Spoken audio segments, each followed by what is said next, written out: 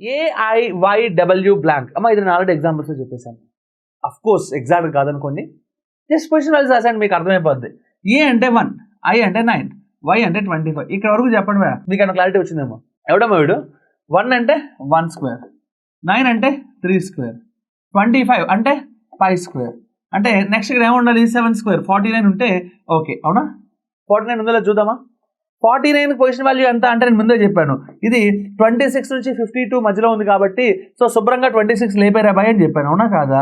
లేపై 9 - 6 3, 4 - 2 2, 23 అంటే ఎవడు? W. అంటే 49 అంటే కూడా ఎవడు? W. సరిపోయింది.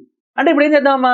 అరే భయ్, వాడు 1 స్క్వేర్, 3 స్క్వేర్, 5 స్క్వేర్, 7 స్క్వేర్ అంటే వాడు బేసి సంఖ్యల యొక్క పవర్స్ తీసుకుంటున్నాడు, అది వర్గాలు తీసుకుంటున్నాడు. అవునా కాదా? అంటే ఆడ్ స్క్వేర్స్ తీసుకుంటున్నాడు కాబట్టి సో 1 3 5 7 తర్వాత వచ్చేది ఎవడు?